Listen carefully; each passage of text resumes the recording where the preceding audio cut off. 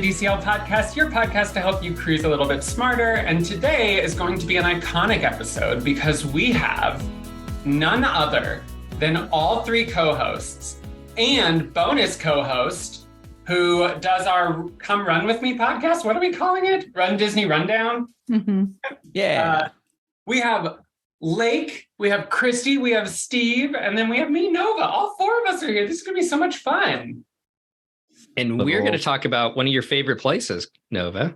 We are. We're talking about Alaska. And Alaska is my absolute favorite. Is it your absolute favorite?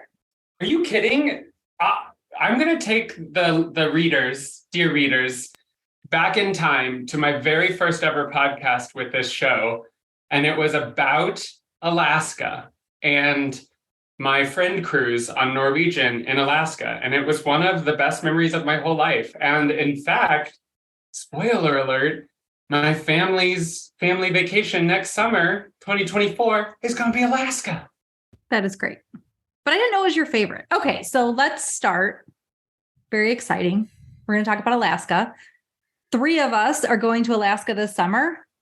Nova is going back to Alaska next summer. So this is timely. The Alaskan season is beginning for Disney Cruise Line here very shortly. Isn't Liz doing the San Diego to Vancouver? She is doing the repositioning cruise right now. Yeah. So, and it kicks off next week, I think. So, which is really exciting. So why don't we start with the overview, and Lake, why don't you kick us off? Yeah. So this will be Katie and I and our family's first time to Alaska. We're very excited. We had some cruise credit on Norwegian that we were like running on the end to use up because that was pre-pandemic that we had gotten that. And our last one on Norwegian was another big trip for us, the Mediterranean. So we wanted to do something with our family, big and wild. So we decided we were going to do Alaska. And we were very excited because I think Alaska is like truly like an adventure-y cruise.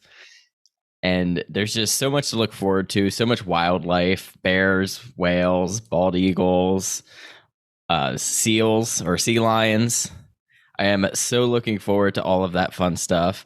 And then just everything you hear about the scenery, going through Inside Passage is just all looks wonderful. I think this is just probably the most beautiful cruise you could possibly take. Wait, Lake, I missed it. Are you saying you've never done this before, or it's just been? No, this will be our first Alaskan. Oh my gosh, that's even more exciting. I didn't know that about this episode that we're about to record, so I'm so excited. And when I sailed on Norwegian, so I'll even be able to give you some tips there. I feel like the number one tip of the show is do Alaska, whether it's Disney or any other cruise line, just do Alaska. Yeah, I agree. Yeah, and I think as we'll find too, you've got some different options depending on which cruise line you take, because we've got some different ports that aren't on Disney's list that we're going to, and we've got some excursions on those that I'm pretty excited about. But yeah, I mean, as for cruising though, if your only soiree into cruising is like the Caribbean or the Baja or anything tropical, this is like a very different experience. Like I said, much more adventurous, a lot more active, I think, for the most part. Not that you necessarily have to be, but I know for us, a lot of our excursions are definitely more active, more interactive for sure.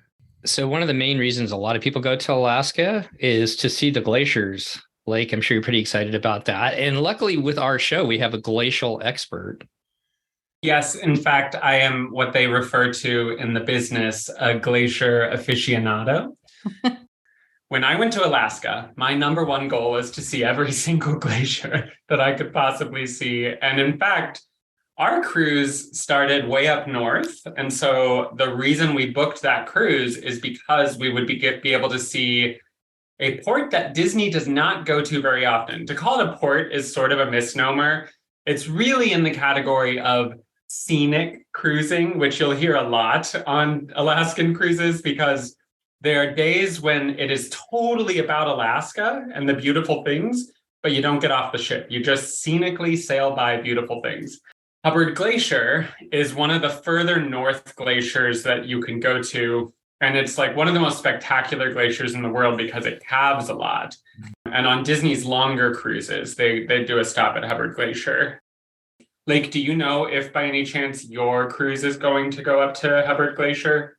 No, so we are on the Bliss, and I believe it's the Joy that does the point to point. So we only see Dawes Glacier, I believe, Not the one only. by Juneau. Yeah, but Dawes will be great. That'll be so much fun. I think any glaciers is better than no glacier. I agree. But yeah, there's glaciers everywhere. I will say, to my knowledge, Disney does not do Glacier Bay National Park. Am I right there? They do not. And there's a reason, folks who are listening. The main reason is because there's actually a very few number of licensures available for ships to go into Glacier Bay National Park. And in order to go into the national park, park rangers have to board your ship with the pilot, and you basically get like talks with Glacier National Park rangers all day where they talk about all the amazing things there are to see. And that's something where if it were on your itinerary, you could not do that with Disney, but you can do it with Norwegian. You can do it with Princess, Cunard, even Queen Elizabeth, or what is that line that's like QE2? it's Cunard. Cunard. Okay. So yeah. And then Holland America does Glacier Bay. So you can do that national park. And honestly, it's one of the harder to get to national parks. So if your family is like a check off the list national park type of family, an Alaska cruise would be a great way to do that. And Disney just so happens to not go there. So glaciers abound in Alaska, and they're beautiful. Now, I do want to point out something that you will hear talked about a lot if you're going on a scenic cruise to a glacier. They will talk about how the glaciers might do something called calving. And basically what that means is a giant chunk of the glacier will fall off into the water. And part of that might seem scary, like climate change, and it is technically that the edge of the glacier is melting into the salt water, but it's a process that happens naturally. It doesn't necessarily mean that the glacier is in an unhealthy state. And if you're lucky, you can literally see apartment building sized ice pieces fall from these glaciers. And the noise it makes is like otherworldly. 10 out of 10 would recommend any sort of stop at a glacier. Make sure you're not taking a nap in your room. Make sure you go out and check it out, because the glaciers are absolutely not a sight you'll see every day. So I think we can just talk about it right now. We're going to go through, basically focus on kind of what the Wonder does out of Vancouver, but we will also touch a little bit on, because Lake and I are actually sailing on the Norwegian Bliss, and then Christy, you're sailing on the Wonder this summer. So we can touch a little bit on that. And I know, Lake, you've got an excursion coming up, which we'll talk about when we get to the Juneau section that you're going to do on the Bliss. But there is an option, just for what it's worth, on the Wonder to get onto a smaller ship and get a little bit closer to the glacier. And that's some other listeners. I know Dennis has done it, and I know somebody else did. I can't remember. I'm drawing a blank right now. That's a way to get a little bit closer to the glaciers than the cruise ships can get. But one of the things to note is, depending upon the weather, how warm it is that day, kind of dictates sometimes how close the cruise ships can get to the glaciers. So each day can be a little bit different up in Alaska. So let's move to Vancouver, which is where the Wonder comes out of.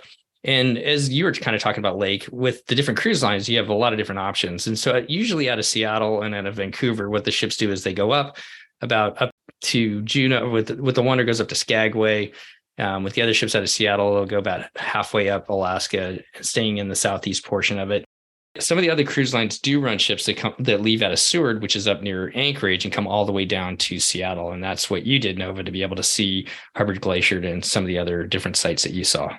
It is. And I know that Steve wants to share his favorite Seward fact about the Exxon Valdez Museum or something like that is funded in Seward. So can you tell listeners about that museum you told me about?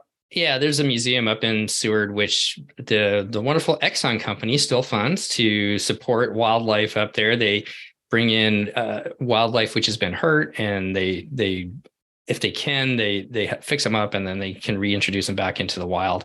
But that's in Seward, and that is left over from the Exxon Valdez oil spill up there back in the 1980s, 90s. I can't even remember. Long time ago. Fun fact, accessing Seward is very hard.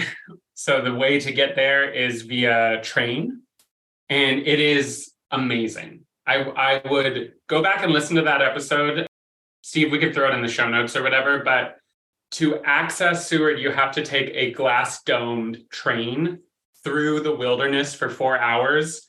You get to see a very difficult to reach site called Iceberg Lake, where it's a freshwater lake, but the glacier feeds into it. And so it's just full of icebergs.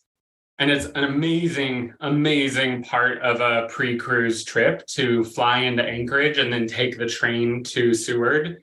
So anyway, the truth is Disney does a great thing, and we're going to talk about it because we're the DCL podcast, but we would be remiss to not say comparison shopping for Alaska is actually going to get you a lot of different experiences, because there are about 100 different ways to do Alaska.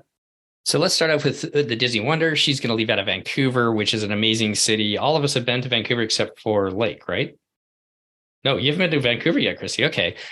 Vancouver's a metropolitan, a huge, very worldly city. It's got a lot of focus on Asia. They do a lot of business with the Pac Rim region out of here. And so very, very interesting city and very important city in the Pacific Northwest.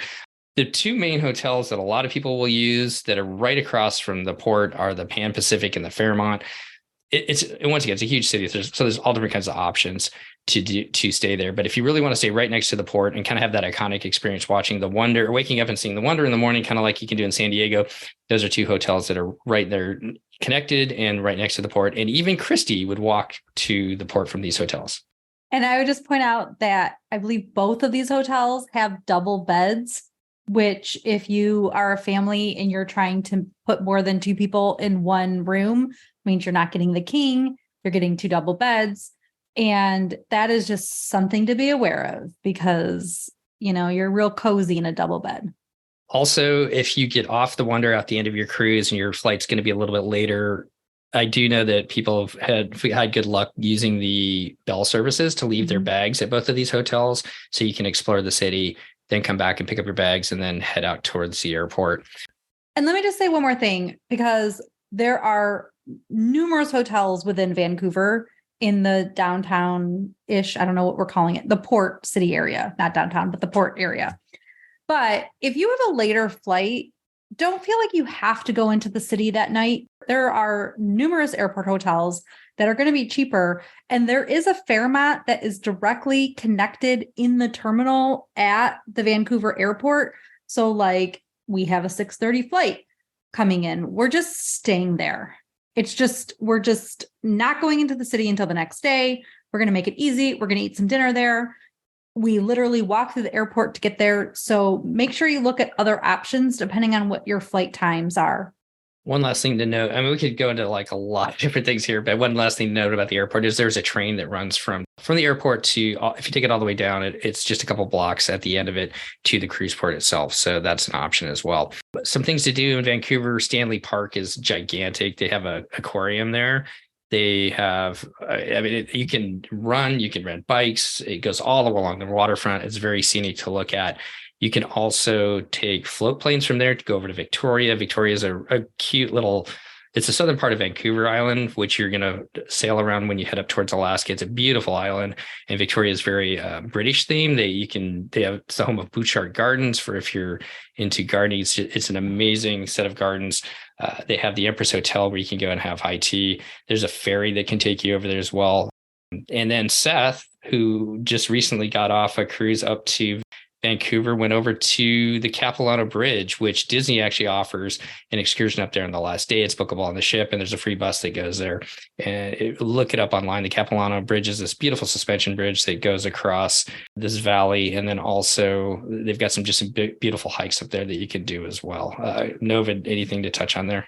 If you're afraid of heights, it won't be for you. It is like a moving in the wind type of suspension bridge. But it's not just a bridge. It also is a canopy walk. They have bridges strung up between the tops of trees, which is super cool. And then they added a walk around the edge of a mountain that's like cantilevered off of a mountain. So there are 3 separate things to do there. And also, it is, Seth showed me pictures, and there are tourists as far as the eye can see. So this would be one of those sorts of excursions where you will not be with a small, intimate group of people. You will just be with a group of cattle moving across the suspension bridge together. But, it's beautiful. And we've all done excursions like that, and you can still make the most of it. So Seth did recommend it, and I think we might do it when we go next summer.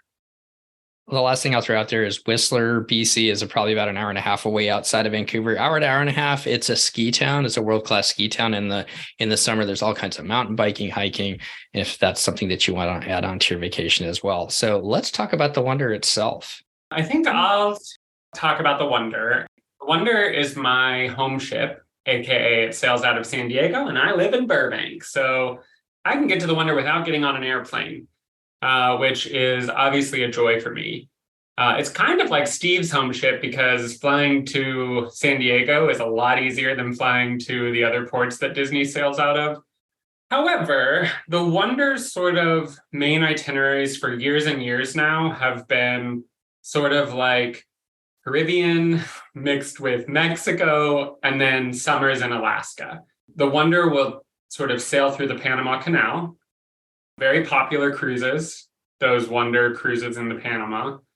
It has been recently, I say recently, but I feel like time flies, but somewhat recently refurbished. So during that refurbishment, they added Tiana's Place, which is sort of like the very first time Disney really doubled down on the whole show mixed with a restaurant concept, right? They added one to the Magic with Rapunzel, and they doubled down on Frozen with The Wish. But Tiana's Place was instantly popular, and it tested their proof of concept. You can get beignets, eat delicious things, and watch a show. I don't remember what the storyline of the show. I feel like it's always like someone's birthday or something, but it's a really fun show. It's like Mardi Gras, and your kids and everybody get to march around and dance, and the food's pretty good. The beignets aren't bad, but they're not Disneyland beignets. Disneyland beignets are bomb.com, but they have an awesome concierge lounge. They're known for this concierge lounge because it's slightly bigger than on some of the other ships, though I'm sure the Wish's concierge lounge is now larger, maybe square footage wise. Has anyone been in the concierge on the Wonder in this call? And can you tell me about the lounge?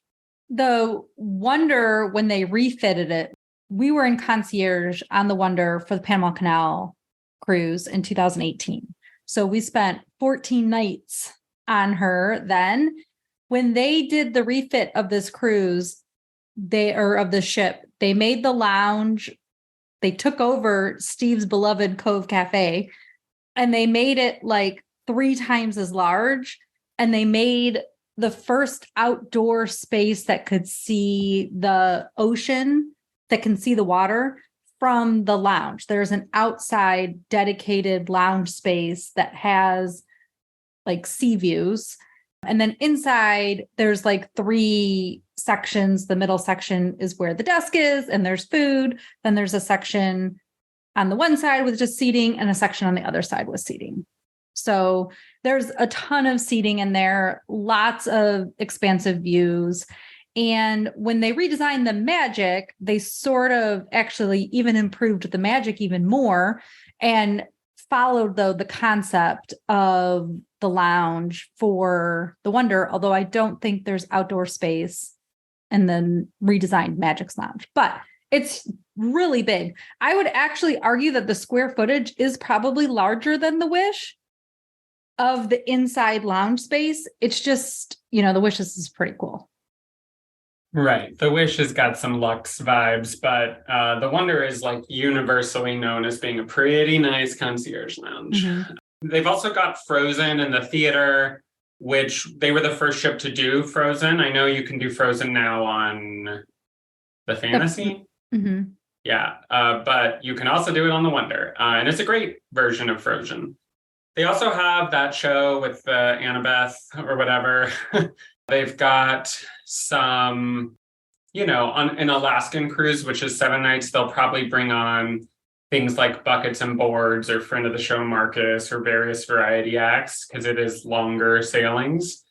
And then special note, if you're a Disney Cruise Line regular, there will not be fireworks on your sailing because fireworks harm the wildlife. It's too loud, too noisy, echoes off the mountains, can cause like avalanches and stuff. So they just don't do it. But instead they do something called like Freeze the Night Away or something. It's like a Frozen deck party and Elsa's up there doing some ice magic. Anna's watching, So that's fun. Frozen the Night Away, do they also then do a Frozen inspired menu in the dining room that night? Probably. They did. It's replacing Pirate Night, right, Steve? Yes. Freeze the Night Away replaces Pirate Night. And I don't remember in Alaska because it was so long ago, but they did when we went to Norway. They replaced the menu and had a Frozen menu, which was kind of cool. Nice. Which is probably where like the Arendelle, some of the Arendelle items came from. I assume that they're all like intertwined a bit. Probably. And then Steve, I feel like you did the Alaska on the Wonder, or you haven't? You have. We did. That was our first cruise. And so that was 2016 or something like that. And to the last part, they try to add Alaskan seafood into some of the menus as well. They'll have all the regular stuff. So if you don't like seafood, you don't have to worry about that. But the very first sea day out of Vancouver, it was raining sideways. I remember Wake was up there drinking mulled wine while our kids played in the pool. So they do have mulled wine. They pull out instead of in the places where they have normally they have the towels, they will put blankets. So you can have some nice warm blankets while you're up there and plenty of hot chocolate as well. Which sounds fun. They used to do back in the day a barbecue thing, right, Steve? And you said they had venison? Yeah, they used to have reindeer sausage and then salmon that they barbecued on the back of the ship. But I haven't heard that they've done that in quite a few years. Another neat thing that they will do, and I think, I'm not sure, Lake, have you heard from through Norwegian? I haven't seen whether they do this or not, but Disney definitely will have a naturalist on board. And during that first sea day and throughout the cruise, they will do talks on different things from glaciers, the life of salmon, which may not sound very exciting, but it's actually a really good talk. And then they also will talk about bears and stuff like that. Lake, do you know what Norwegian does? I actually do not, but I will definitely make a note of what I see or get back to you because you sail before us on what they have available. But I'm sure they're going to do something similar. I think that's a pretty standard like Alaska thing to do, have some sort of naturalist. Mm-hmm. They will. I've done it. They will have a naturalist. They will have talks. I have done the life cycle of a salmon. In fact, they made sure to tell us about all 5 different types of salmon that have different life cycles and what's different between them. And if you're lucky enough to go during the salmon run, some of these places make like a whole thing out of it. Like Ketchikan, I feel like Ketchikan is famous for their salmon run, and the salmon swim upstream right downtown Main Street. So there's plenty of naturalists on all the cruise lines, Norwegian too. And then one thing unique to Disney, of course, is the characters will dress up on Glacier Day in their little like winter wear to be in Alaska. So in their Alaskan outfits. And my understanding is that it's mostly on deck and that they rotate through the characters on Glacier Day. So if that is important to you, which it is to me, you'll want to look for that and pay attention to that.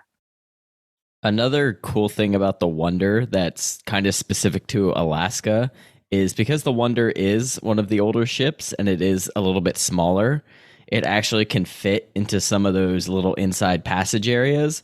Whereas if you're on a big shiny new ship like the Bliss, we actually kind of have to go around some of that. So you actually get some time like closer to wildlife.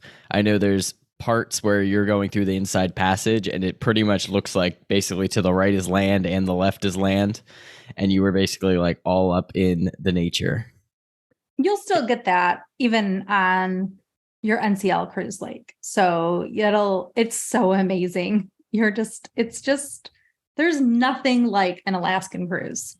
Yeah, it almost feels like you can reach out and touch it sometimes, the land, you're that close, which you normally, when you're cruising around the Mediterranean or the Caribbean or wherever else you're cruising to, you don't, other than when you're pulling into and out of the ports, you didn't really get to see that very often. So that is one thing that really makes it special. I remember seeing kayakers like kayak past us as we were sailing around a corner one time on the Wonder. Like, you're so close to land that you'll actually see bald eagles like either flying. So it's just amazing. You just like look over and it's just sitting there. Oh, and then of course, this is also exciting to me, is that it's like daylight forever. Even in early June on the solstice, so like June, 21st, it will stay late in Alaska until like 3 a.m. or 4 a.m. It's ridiculous. It's so much fun. On early June, just to give reference, I just looked this up. The sunset still isn't until midnight. So you're going to get like amazing daylight hours. I just remember being up on deck at like on my previous cruise at like 10 o'clock at night, just sitting, and it's in broad daylight, just 10, 11 o'clock at night, broad daylight. So it's just amazing.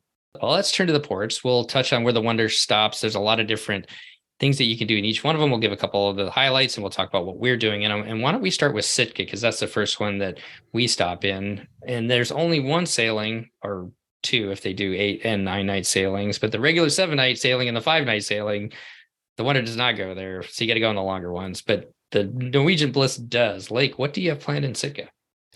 We booked all of our stuff through Norwegian, at least as of now. And we have it's like a nature sightseeing catamaran booked. So you're going to board a catamaran. It's going to go through basically all these different little fjord areas looking for different nature. It highlights bears and eagles specifically.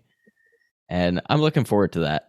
I always think people seem to always highlight like doing catamaran type excursions. And this is a little bit different than like the Bohemian version. I just want to talk about that Sitka is the backdrop of the movie Proposal, which is one of my favorite movies. We quote it all the time, anytime we talk about Alaska, because she is in this immigration office and she's like, Alaska, because they say they're going to Sitka. And if Sitka if this was filmed at all actually in Sitka, it is absolutely an adorable little town. It is actually a really adorable little town. It's a rustic seaport on the Baranof Islands that blends Native American traditions and Russian culture. They actually have these like really cool little onion domed churches that you can see when you go in there.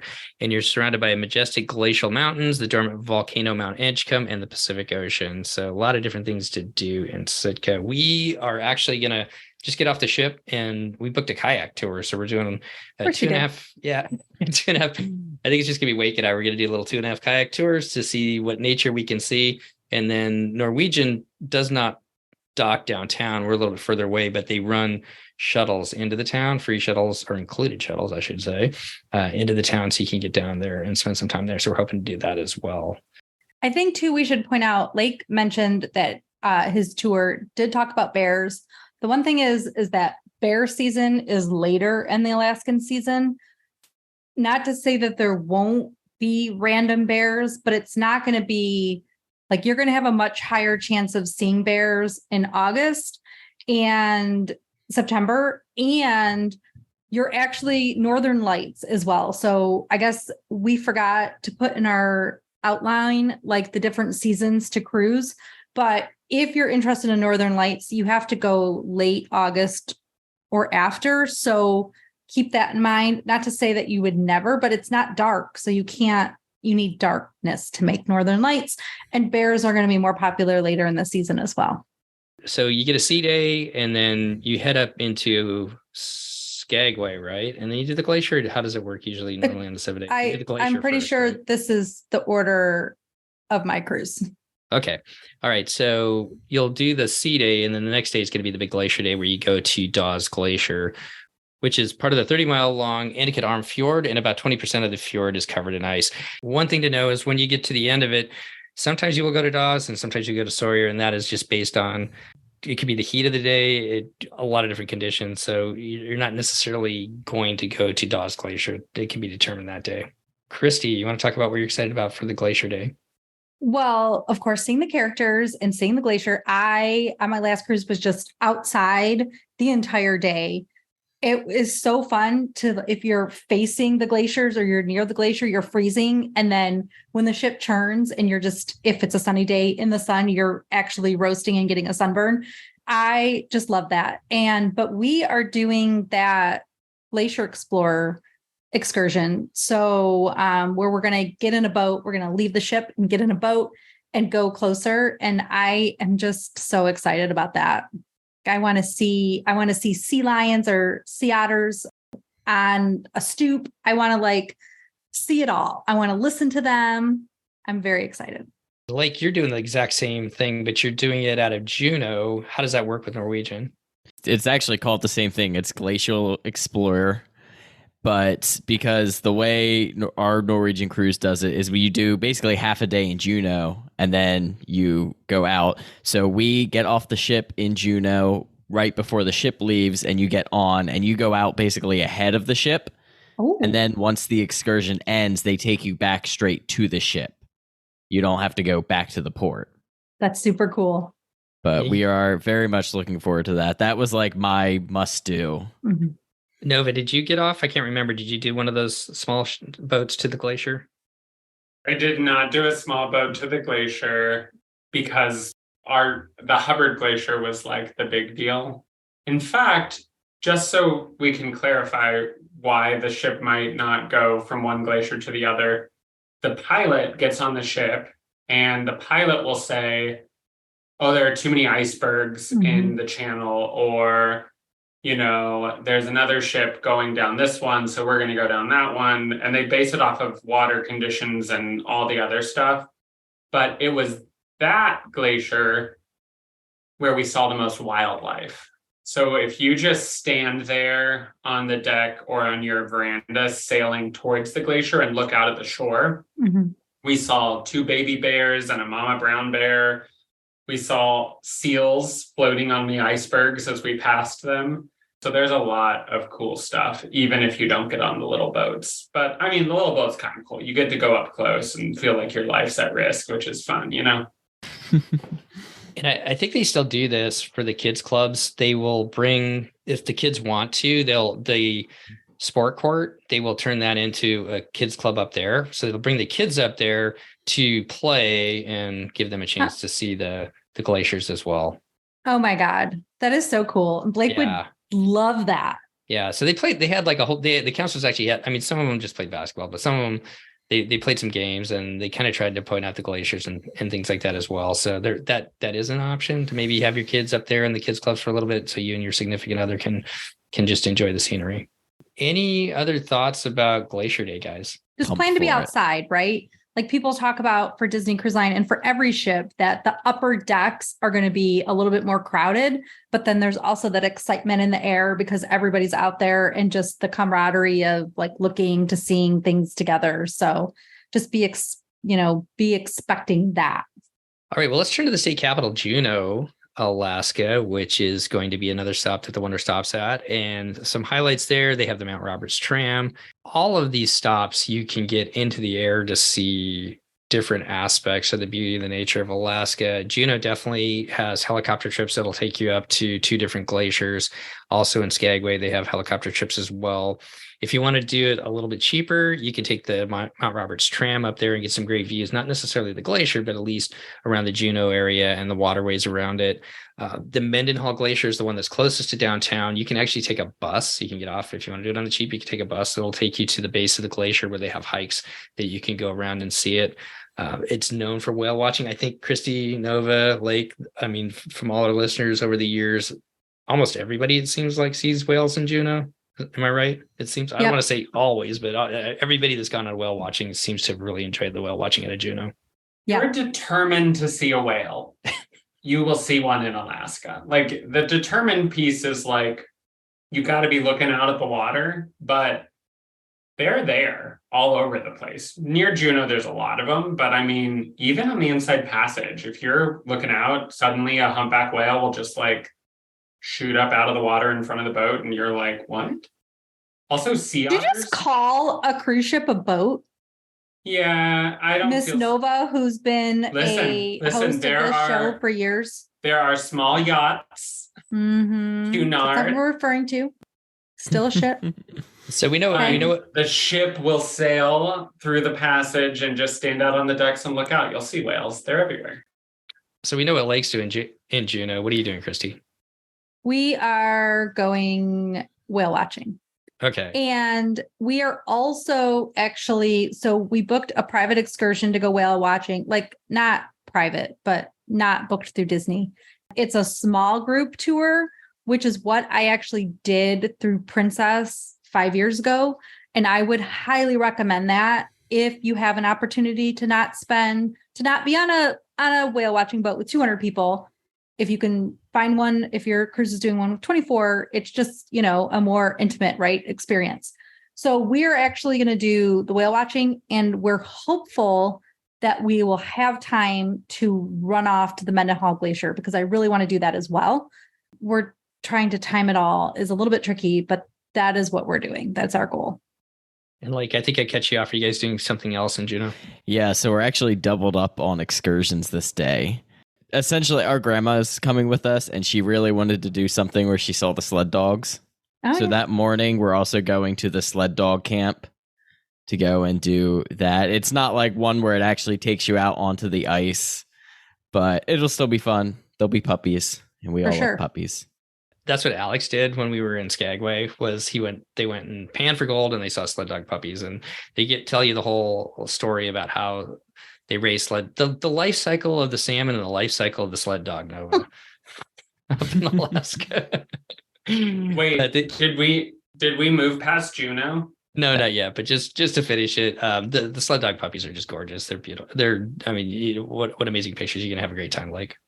Okay, because I have a Juneau hot tip I want to add, even though I'm not going to Juneau this summer. So if you want to go on the Mount Roberts tram for free, basically, just hike. And when I say just, I don't mean if you're not a hiker, don't do this. It is not that easy. It's like 1,500 feet elevation through a forest, and it took us like 2 hours. But you can hike to the top of it, and then you spend $10 in the gift shop. So get yourself a bottle of water and a chocolate, and then you get to go down the mountain for free. And that means you get to ride on the tramway, which is just cool. And normally like $40 a person. Mm-hmm. So if you're like an adventurous, sporty family, if you're like Steve and you walk from the airport, then I highly recommend doing that, because it is the cheapest way to have an all-day excursion in Juneau. My in-laws did that. So my brother and sister-in-laws and their kids, when we went 5 years ago, they did the hike up to the top, and it was absolutely stunning. The pictures were gorgeous. Yeah, it's beautiful, weird forest too. It's like mossy and muddy, but also like coniferous and stuff. So it's a cool forest, misty. There's a river, a big river. There's so much cool stuff to see. So let's move on to Skagway. Skagway is the center of the gold rush and exploration back in the 1800s. There's actually a state museum or gold rush museum. It's really small, but you can go in there and see a little bit about it. It's got a cute little downtown that's very walkable off of the ship, at least off of the Wonder, and it's not too far, where they've got a brewery, a bunch of different shops and stuff. It's kind of known for its White Pass and Yukon Route Railroad. The tips that we've heard from that is maybe do it one way and take a bus back, either whether you take the bus up and then take the railroad back, because if you go up and come back, you're kind of seeing the same sights. Also, it's known for or you can take a ferry over to Haines. You can do whale watching, bald eagles, there's hiking, there's kayaking, there's helicopter rides. Christy, what do you guys have planned? We are doing the helicopter ride to is it a glacier? I don't know. There's ice and snow. And we are going to do the sled dog excursion with the dogs in the camp in the snow, where they actually take you out on a little trail and we're pretty stoked about that. Like, obviously, this is bucket list, big savings, cutting back on some stuff to pay for this excursion, but we're pretty excited. Unfortunately, children are still the same price as adults because it's butts in a seat. And so you're paying for the butt in the seat, whether they're a kid or not. But it just seemed worth it for us. My son is so excited about this. We did the helicopter trip out of Juneau, and it's amazing, the scenery that you get to see. One tip I would give is let your helicopter pilot know, like, if you think you might be in motion sickness, they can do their best to kind of make it a little bit less interesting of a ride, but they're going to get you up to the glacier. Also, we had 2 helicopters that went up to the glacier. The one family wasn't really interested in doing that, so they were nice and level. Our family decided we wanted to go for it, so he was kind of buzzing some of the tops of the mountains and the glacier itself as we came in and landed. It was really cool.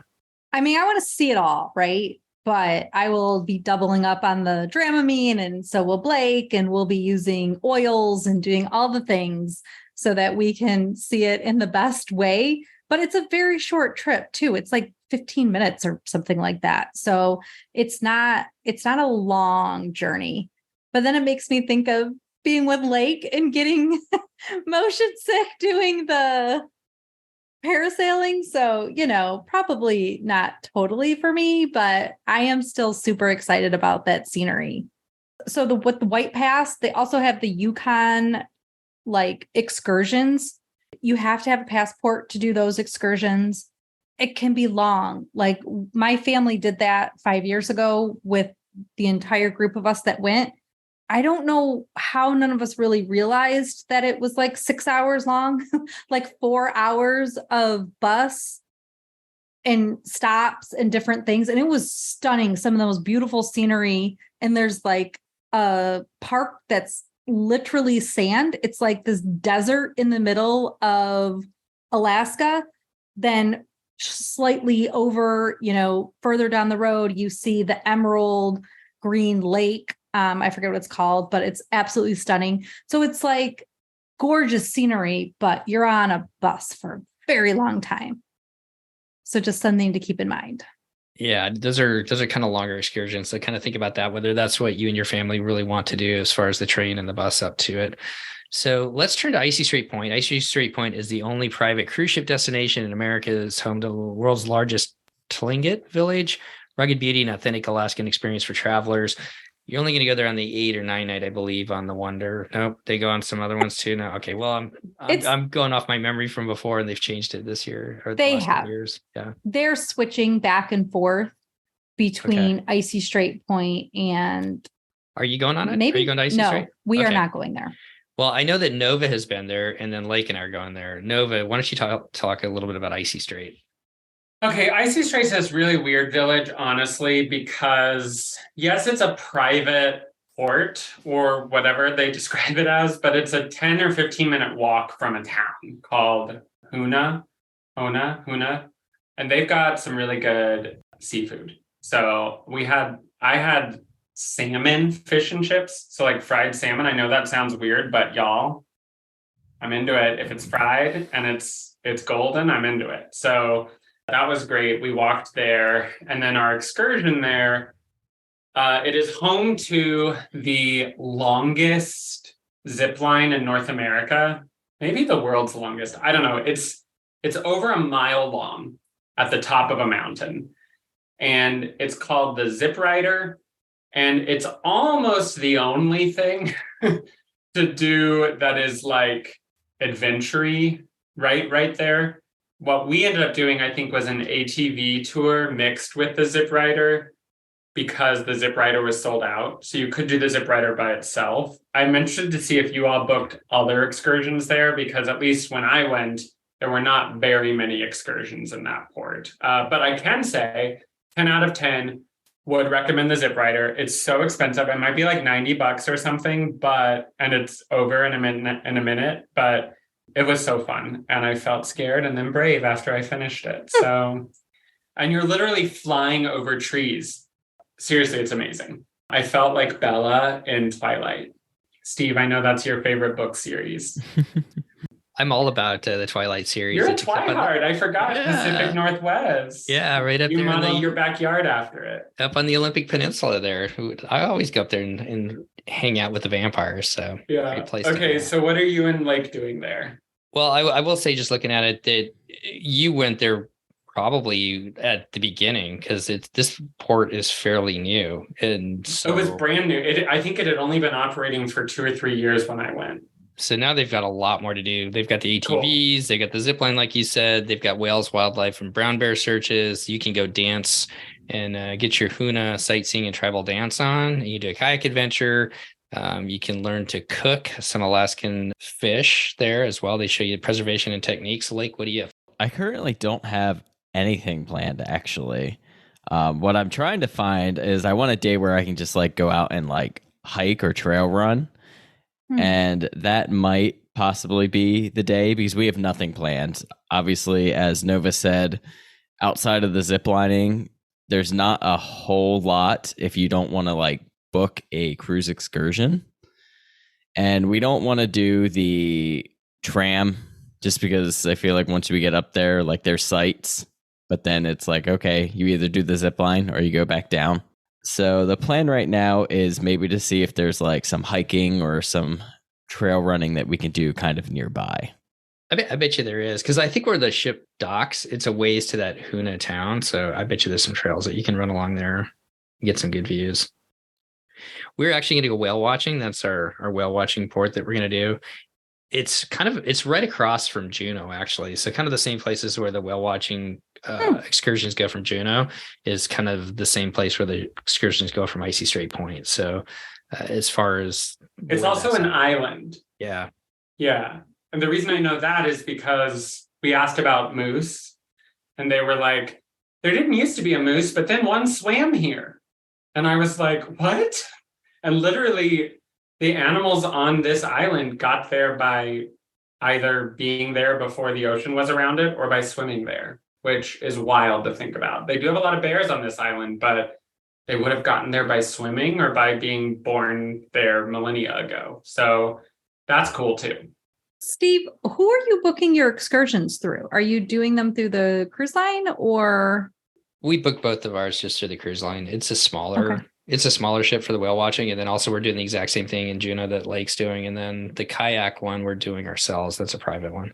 And then we have nothing planned to Ketchikan. We're going to, the one player that we all stop at is Ketchikan. And that's the last part you'll stop on in the Wonder. Great little city. It's one of the rainiest cities in America. So it is the rainiest, is my understanding. Fingers crossed if you have a dry day there. So one thing, I guess we didn't really talk about the weather, but you could get anything from sunny. It could be sunny and 70, which feels like it's 90 sometimes in Alaska. And the next day and the next hour or two, it'll be just dumping rain. So kind of plan for everything there. Ketchikan is known as the salmon capital of the world. This frontier town boasts salmon, spawning salmon, historic totem poles, and a proud Native American tradition and incomparable natural beauty. This is a place where you can get onto float planes that don't necessarily take you to a glacier, but take you up and over the Tongass National Forest, which is just a beautiful forest. So you get some great views of that. Also, we went fishing. The time we went there, we went fishing, and it was really warm that year, and we didn't catch anything. Matter of fact, you can go scuba diving in Ketchikan as well. Scuba diving, yeah. Frank and his wife actually went snorkeling there. So they went, I think. Yeah, they have both. Yeah, I'm pretty sure they went snorkeling in Ketchikan. What do you guys have anything planned that day, Lake? Nope, that is another day where we don't have a set excursion. That's kind of going to be our get off the ship and just kind of walk the town day. I think that seems like one of the best locations for that. Yeah, lots of little restaurants. There is a red light district. I forgot what it's called now. It's not all shops now, but it's like this kind of cool little area where it's wooden walkways and older buildings down by the water and everything like that. And that used to be the red light district for the fishermen when they came in and wanted to have a little bit of fun in the evening. So there's a museum of some sort there too, because my in-laws went there with the kids. The Red Light Museum? No, probably not. I'm just kidding. And then there's a lumberjack show, which for kids is a big thing. It's very kitschy. It's very, it's what you would expect from maybe do your research on it because it's kind of it's kind of pricey, and maybe watch a YouTube video or two and see if that's what you really want to do. To see if it's something that your family would be interested in. We did do it. The kids loved it. The adults were like, what are we into? But like I said, the kids loved it. On this day, we are actually doing like a nature tour, some excursion we booked through Disney. I know that they do like this nature scavenger hunt on the boat with the kids. Like Blake will earn a bald eagle stuffed animal or something at the end of it. Yeah, that's what we're doing. My mom's actually coming on this cruise with us, and she is coming on this excursion and the whale watching excursion with us. Nova, did you guys stop and catch a can on your cruise? Sure did, and we snorkeled in Alaska. There you go. And I would say 5 out of 10 do recommend. It is the most claustrophobic experience that I have willingly gone into. The wetsuits, in fact, when we showed up for the excursion, the person was like, you sure you want to do this? It's very claustrophobic. And I was like, why wasn't that written? Like, why wasn't that glowing review written on your website? So we went, and basically the reason it's so claustrophobic is that the water is too cold to safely swim in. It would give you hypothermia. So you have to wear a wetsuit that is thick as thick can be, and you can't move easily in it. And so it makes you feel like you can't breathe. And that is why that excursion isn't for everyone. But am I so glad I can say that I snorkeled in Alaska? Yes. And would I maybe do it again with our kiddo? Maybe. So yeah, that's my, if you want to do it, do it. One of our other listeners, or many of our listeners, have done that excursion. It's pretty popular. And you'll definitely see weird things you'd never see in the Caribbean snorkeling. So from there, that's pretty much all the ports that you're going to hit on the Wanderer, at least. As we've talked about before, Norwegian and Celebrity, Royal, Carnival. Does Carnival cruise up there? I haven't seen their ships as much lately, I guess. Okay. All offer different itineraries and possible different port stops as well. So you might look into that if the Wanderer doesn't fit your wallet book, maybe. It's pretty pricey. So your last day is usually a sea day on the Wanderer, which brings you back down to Vancouver. And if you are cruising from Seattle, you will stop at Victoria if you're cruising from Seattle on another cruise line, you will stop in Victoria, British Columbia, which we already spoke about, but that will have to be a cruise port. And like usually they arrive at like 5 and leave at 9. The last is at night 8. Ours arrives at 8. Yeah. Even later. Yeah. Lake, do you have anything planned? Are you guys going to get off even? We have a like brewery tour or like, cool. Yeah. And it's supposed to like go around and hit a couple places. I'm hoping that the ship is fairly close to downtown because it's a beautiful little downtown area. Lots of different shops and pubs and things like that. No, not usually. It's a ways. Yeah. I that's kind of what I thought. So we might have to take a bus or something like that. Hopefully they'll have those because we want to get off and just wander around the town a little bit. But that sounds like a lot of fun, the brewery tour. Like, yeah, we're looking forward to it. Should be like a pretty chill excursion. So that's kind of an overview of the ports. I don't think we can really get into like hours on packing ideas. I think the main thing I would say is to bring something warm. Bring rain gear if you're going to be spending time outside. If you think that you're going to be doing excursions where you're outside, which I mean, that's why you're in Alaska. To be completely honest, I would have like some kind of rain gear, have some comfortable walking shoes, maybe shoes that are waterproof as well. Waterproof. I was just going to say, unless you're just sure you're not going to do the outdoor stuff, but you're going to want waterproof shoes because it rains so much in Alaska. Gloves, maybe bring some gloves too, and a warm hat. And not only a warm hat, but then maybe a baseball hat or some kind of hat that covers you for the sun. If you're going to do something like kayaking or even whale watching or out on the boats there, you might want to have something that covers you. Make sure you bring suntan lotion because if you do get the sunny days, you can fry pretty good because you're pretty high up there in the latitudes. And like, I want to hit you. What are you bringing as far as like filming and possibly binoculars or things like that? What are you thinking about for that? So everything. I will probably bring everything. The little race cams that I take are great because I can leave those on the veranda and just like shoot time lapses all the time. That's so exciting. And I have 3 of them, so you can just like switch them out and just like pretty much keep recording. So I'm looking forward to just pretty much doing that. I have the GoPro, which is probably what I'll carry with me for some of the more active stuff. And then I am bringing the actual camera, the Canon. Oh, what Canon do I have? The M6 Mark II. And I've got a couple different lenses. I have my vlogging lens, and then I have an actual like telephoto lens for Zoom. So all the things is the answer. Make sure you bring binoculars if that's something that interests you as well. But I want to go back to Christy. What are you doing for Blake as far as his clothes? Any thoughts as far as kids packing for kids? Lots of layers. We have really thin packable winter coats. For he and I, when it's 40 degrees, if it's 40 degrees, we're going to want that coat. And it's like the size of a sweatshirt. So, or less, it gets really small. So for he and I, we'll probably have that. He will also have jeans. I don't have any like water, like quick dry pants for him. But now that I'm thinking about it, I might try to get him some. He does have raincoats. So I probably will bring a raincoat and then a fleece. So in case we're doing a raincoat situation and it's a little bit cooler, he can have a fleece underneath. But he and I will definitely have hats and gloves. And we just got him a pair of hiking shoes that'll be waterproof. And you know what? He may not wear them or he may not need them. Frankly, if he doesn't need waterproof shoes, I will be very happy about that. And I'll be happy to throw away the $50.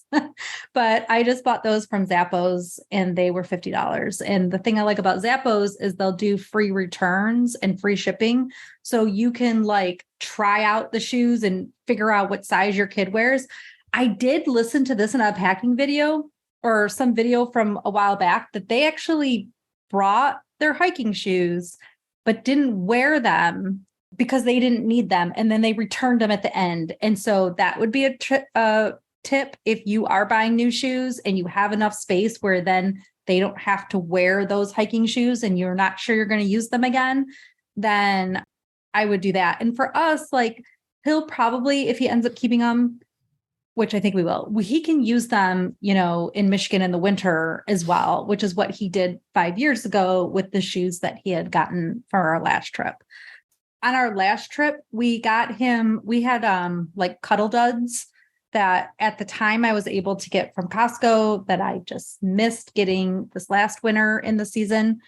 And then for Dave, I know your question was about Blake, but for Dave, he gets hot and would rather be in shorts than pants. So he's got a couple of pairs from before of those pants that zip away where they can be pants or they can be shorts. And so he will have some of those to be able to just be in shorts if he gets hot. Costco usually also has those at a very good price, and they'll have like some quick dry situation so that if it is pouring rain, you have an opportunity to maybe not be soaking wet. I will say that Dave and his zip-off pants is iconic. I just love people who just boldly go for convenience and comfort. For sure.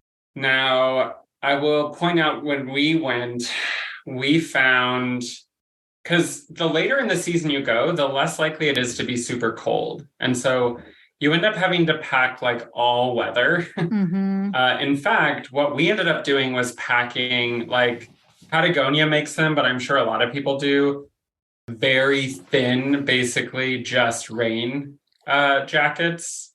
And that would be a really great thing to take as opposed to like a super puffy rain jacket, because that takes up a lot of room in your luggage. You could just layer it over a hoodie if it's actually cold, unless you're going to the glaciers. And usually the glacier excursions will give you like glacier pants and jackets and stuff because, you're walking on ice. So anyway, I would just say a hot tip for Alaska is pack like it's going to be hot and pack like it's going to be colder. That way you're covered. Like Steve's poor weather next week, when he goes in Skagway, it's like very not warm for the whole. But, who knows? From the Pacific Northwest is probably used to damp and cold still. So, Oh, it's going to be beautiful up there. It's 55 and partly cloudy. That's like perfect weather for us. I do like that weather too. Yeah. Before we finish up, I don't want to spend very much time on this, but Nova, you are our resident shopper as well. I know that you're always down shopping, living down there in the LA area, down in, why can't I say that? What's the street? Louis Vuitton. Rodeo Drive.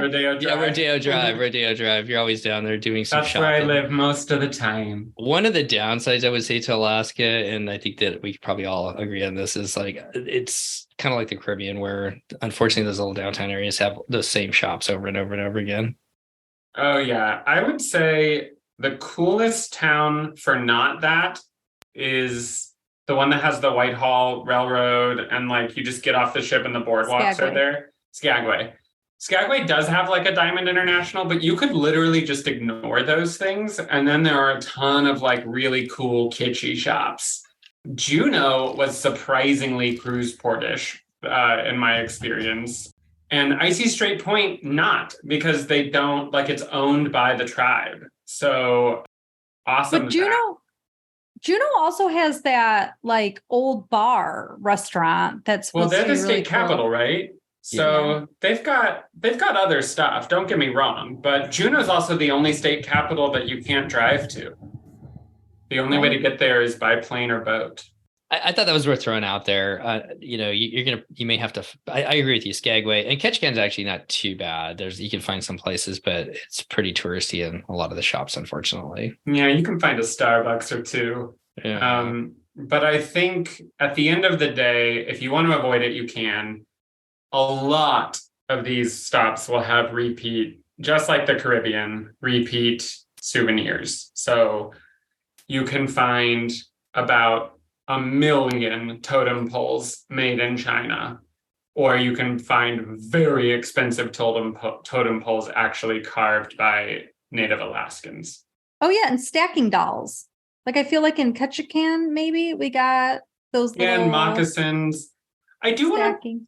I don't think we've said this, and this is like the tiniest of soapboxes, but Alaska is very, very much about, similar to Hawaii, about respecting Native culture, about honoring the land and honoring the animals within the land.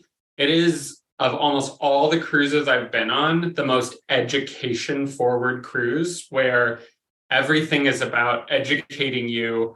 Even the excursions, we went on that ATV excursion thinking we were just going to be like, bouncing through the mud, and we were, but then we stopped and spoke to a Native Alaskan who talked about the stories of his people and what it meant to him to live here after all these years. And he actually told us like how to prepare beluga whale, which, I did not know before that. So there are a lot of things like that. I'm not saying that other cruise ports don't have that, but in Alaska, you'll find that it is very important to respect Native culture and very important to respect nature.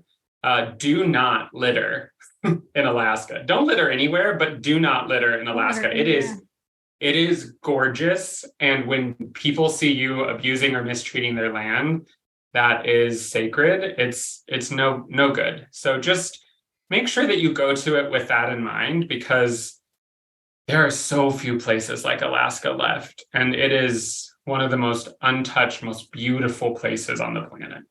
Wow.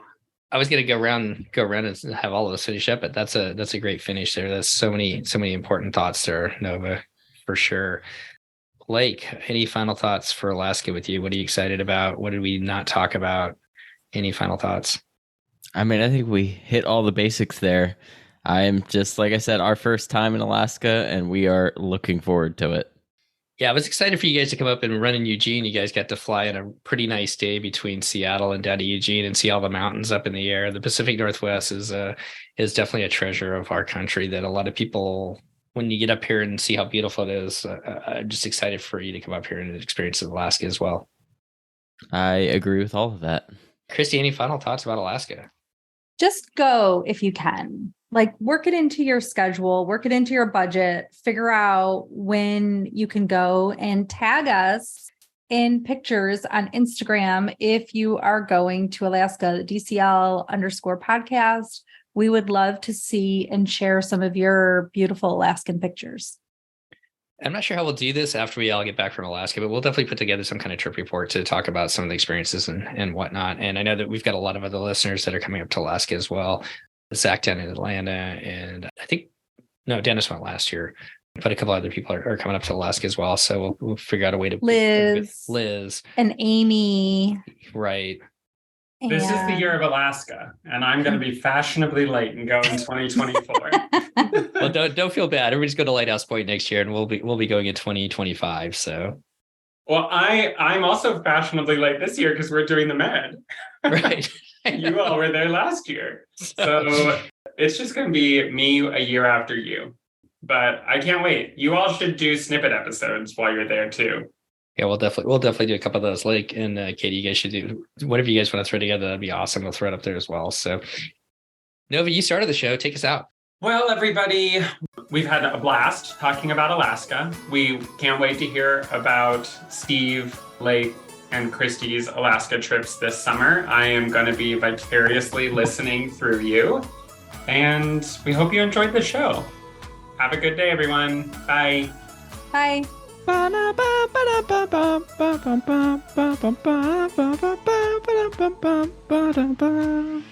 that's going to wrap up our show today. I hope you enjoyed this look at Alaska. Just an amazing place to sail. It was our family's first actual Disney cruise was up to Alaska. So don't be afraid if this is kind of an adventure that you and your family would like to do. If it's your first time cruising, don't be afraid to head up towards Alaska either. It's just a magical place to start your Disney Cruise Line journey as well.